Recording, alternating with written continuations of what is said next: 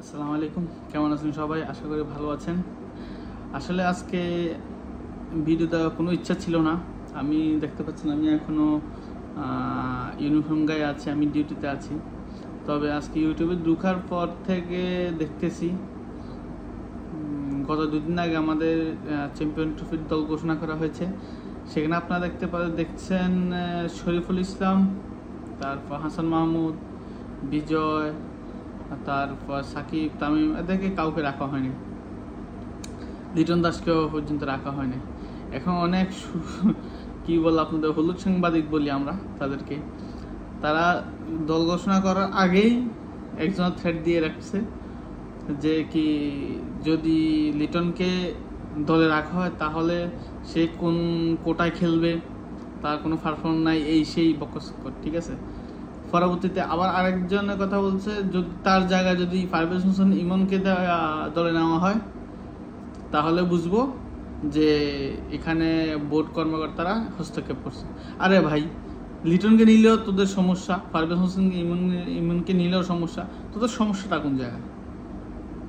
তারপর কালকে আবার একজনকে দেখলাম ইউটিউবার, ও বলতেছে তাদের কি দোষ, তারা কারা? আপনার শেখ মেহেদি, আনামুল হক বিজয়, হাসান মাহমুদ। আরে ভাই, সবাইকে যদি নেওয়া যেত তাহলে তো অবশ্যই নিত। এখানে আছে 15 জন, 15 জনের মধ্যে যদি তারপর বেস্ট 15 জনের মধ্যে তারা পড়ছে, তারা অবশ্যই বেস্ট 15 জনের মধ্যে নাই, সেজন্য তারা বাইরে। আপনার কথা মতো যদি সেই 3 জনও যদি টিমের মধ্যে চলে যায় তখন টিম কত জন হয়? 18 জনের।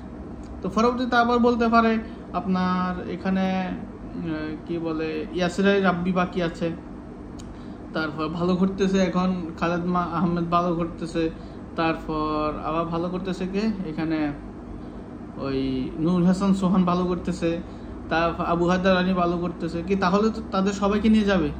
এটা কোন ধরনের মাইন্ডসেট নিয়ে আপনার কথাবার্তা বলতেন বুঝি নাই। এখানে আমাদের মেইন চয়েস হলো ওপেনিংয়ে তানজিদ হাসান তামিম এবং সমুহ সরকার। ঠিক আছে, তাদেরকে আমি ব্যক্তিগতভাবে পছন্দ করি। তার জন্য তার মানে এই না যে তারা খারাপ খেললে তাদের বিপক্ষে কথা বলবো না, না সেটা না। লিটনের লাস্ট যে 5 ম্যাচের পারফরমেন্স, সেটা দেখলে আপনারা বুঝতে পারবেন। সে লাস্ট 5টা ওডিআইয়ের মধ্যে রান করছে 6। এটা কোনোভাবে মানা যায়? সে লাস্ট 2টা ইনিংসে শুধু বিপিএল এর মধ্যে টি20তে শুধু ভালো করছে। এর আগে তার পারফরমেন্সগুলো দেখছেন? আপনারা যারা কথা বলেন তারা দেখছেন তার যে পারফরমেন্সগুলো ছিল সেগুলো কি আশাবাদী করে আপনাকে যে আপনি তাকে দলে নেবেন? আমার তো মনে হয় না আমাকে আশাবাদী করছিল।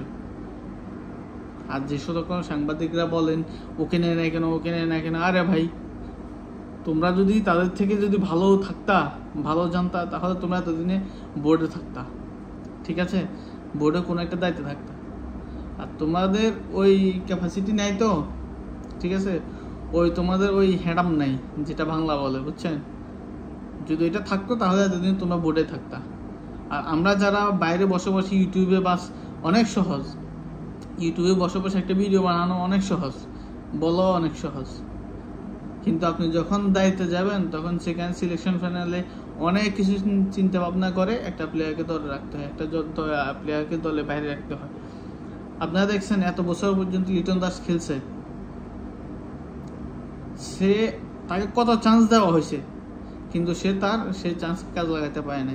হ্যাঁ, তার ট্যালেন্ট আছে, সেটা আমরা বিশেষ করি, তার শটগুলো অনেক সুন্দর, কিন্তু আপনি খেয়াল করবেন তার শটগুলো সুন্দর, তবে একটা শটও কিন্তু সে আপনার পুরোপুরি শেষ করে না। কেমন? তাকে এখন আউট করার জন্য আপনার বেশ কিছু পড়ালেখা করা লাগে না। তাকে একটা শর্ট লেন্থে একটা বল দেবেন, আউট অফ স্টাম্পের বাইরে দিবেন, অফ স্টাম্পের বাইরে দিবেন, বাউন্স করবেন হালকা বুক বরাবর বা এ বরাবর দিবেন, ও ফুল করতে যাবে, উপরে উঠাই দিবে, বাস, একদম সহজ। আর না হয় স্লিপে ক্যাচ দিয়ে দেবে, বাস। এই 2টা ফর্মুলাতে তাকে আউট করা অনেক সহজ, কিন্তু তাকে এত ট্রেনিং করানোর পর, এত সুযোগ দেওয়ার পরও সেটা থেকে বেরিয়ে আসতে পারেনি। আর যদি ও আসলেই প্রতিপক্ষ বলাররা কি করে, লেগ সাইডে একটা মিডনে, একটা লেগ সাইডে থার্ড ম্যানের পাশে একটা ম্যান রেখে দেয়, বাস ওকে একটু বাউন্স করবে, বাউন্ডারিতে আউট হয়ে যাবে। বাউন্ডারিতে কীভাবে আউট হয় সে তার শটগুলো সুন্দর, সেটা অবিশ্বাস করা কিছু নেই, তার শটগুলো কমপ্লিট হচ্ছে না, সমস্যাটা হলো ওই জায়গায়। আর কোচরা কী করে আমি সেটা বুঝি না। ও যখন শটটা খেলে আপনারা দেখবেন ও টাইমিং বেস ক্রিকেট খেলে। ও যখন শটটা খেলে এভাবে বাস এতটুকু নিয়ে ব্যাটটা ছেড়ে দেয়, ও ফুল শটটা কমপ্লিট করে না এভাবে।